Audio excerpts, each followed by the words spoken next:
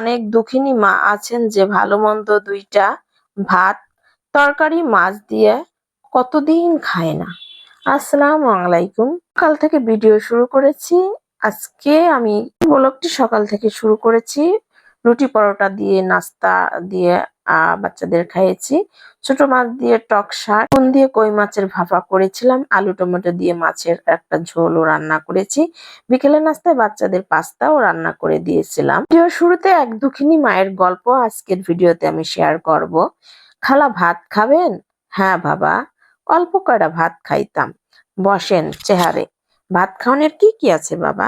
ইলিশ মাছ, পাঙ্গাস মাছ, রূপসা মাছ, মুরগি আর ভাজি দেবো আপনাকে। এর মধ্যে কি কি খাবেন আপনি? পাতলা ডাল নাই বাবা, আমার খালি ডাল হইলেই চলবে। আছে শুধু ডাল দিয়ে খাবেন? কিভাবে সাথে ভাজি দেই? না বাবা, আমার কাছে টেহা নেই। অত আমারে পলিথিনে দুগ্গা ভাত আর 1 চামচ ডাল দাও, আমি খাইতে পারবো। ডাল না দিলেও আমি পানি দিয়ে গিলা খাইতে পারবো। খালি দুগা ভাত দাও আমারে বাবা। আপনার কাছে তো টাকা নেই, আর ভাতের দাম দিবেন কিভাবে? 1 মুঠ ভাতের দামও তো দেওয়া লাগবে বাবা। একথা শুনে শান্ত ভিতরে গেল ভাত আনতে। ভাতের পাশে একটু ভাজি আর একটু মাংস আর ঝোল দিয়ে প্লেটটা এগিয়ে দিল। ও বাবা, ইয়া কি দিছো আমারে? আমার কাছে তো টেহা নাই, খালি ভাত দুগ্গা দাও আমারে, আমি পানি দিয়ে খাইতে পারবো। আপনি খেয়ে নিন ভাত, দাম দিতে হবে না। বাহিরে প্রচন্ড রোদ, চৈত্র মাসের রোদ।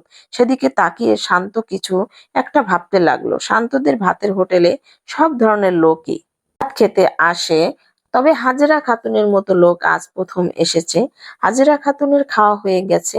সে সামনে আসতেই শান্ত তাকে একটা টিস্যু পেপার এগিয়ে দিল হাত মোছার জন্য, কিন্তু সে সেটা না নিয়ে তার কাপড়ের আঁচল দিয়েই হাত মুখ মুছে দিল।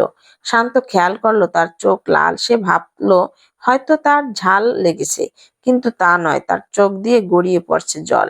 সে জল হয়তো শান্তকে কিছু বলতে চাচ্ছে। আপনি কান্না করছেন কেন? কান্দি না রে বাপ, আজকে অনেক দিন পর এমন কইরা দুগ্গা ভাত খাইলাম। ঝোলের স্বাদ কেমন তা হয়তো অনেক দিন পর আমি বুঝতে পারছি। আপনি বাসায় ভাত খান না? খাই বাবা, কোনোভাবে চাউল সিদ্ধ করে খাই, ফ্যান ভাত। আজ চাউল নাই, শরীর ভালো না, তাই দেরি কইরা খাইরাতে বাইর হয়েছি। কেউ চাল দেয় নাই। বাবা, তুমি যা খাওয়াইছো এতে আমার 2 দিন না খাইলেও হইবে। আপনার স্বামী ছেলে মেয়ে নাই? স্বামী মরছে ক্যান্সারে, পোলা আসিল একটা, কিছু দিতে পারতাম না। আমারে মারধর কইরা চলে গেছে। হেয়াও প্রায় 10 বছর হইল। আপনি থাকেন কোথায়? আর আপনার নাম কি? পলাশপুর বস্তিতে থাহি। আমার নাম হাজেরা খাতুন। হাজেরা খাতুনের পরনে শীর্ণ শাড়ি এবং তাতে ময়লা মাখা। তাকে হোটেলের সামনে দাঁড়িয়ে থাকতে দেখে দুজন নাক চেপে কোনো রকম হাজেরা খাতুনের পাশ দিয়ে ভিতরে গিয়ে বসলো। বাবা, আল্লাহ তোমারে তৌফিক দিক, দোয়া করি ভালো থাইকো। কথা বলেই হাজেরা খাতুন চলে গেলেন এবং শান্ত কিছুক্ষণ তার চলে যাওয়া দেখলো। এরপর সে হাজেরা খাতুনের টেবিল পরিষ্কার করতে গিয়ে অবাক হয়ে গেল। টেবিলের আশেপাশে ভাত ছড়ানো নেই। একজন ভদ্রলোক যেভাবে পরিপাটি এবং গুছিয়ে খাবার খায়, হাজেরা খাতুন ঠিক সেভাবেই গুছিয়ে খাবার খেয়েছে। সব থেকে অবাক করা বিষয় হলো গ্লাসের নিচে 5 টাকার একটি নোট চাপা দেওয়া ছিল। কিরে, 2 দিন ধরে তোর মুখটা এমন ফ্যাকাশে লাগছে কেন? কিছু হয়েছে তোর? রুদ্র শান্তর দিকে তাকিয়ে প্রশ্ন করলো। একটা বিষয় নিয়ে ভাবতেছি। কি বিষয় বলতো?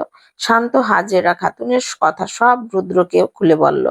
শান্ত চায় হাজেরা খাতুনের সেই 5 টাকা ফেরত দিতে এবং সাথে কিছু চাল ডাল আরো কিছু খাবার নিয়ে যাবে। এর জন্য অনেক কিছু নিয়েও গেল, কিন্তু বস্তিতে গিয়ে হাজেরাকে পেল না। হাজেরা একদিন আগেই মারা গিয়ে। সবাইকে অনেক ধন্যবাদ গল্পটি শোনার জন্য।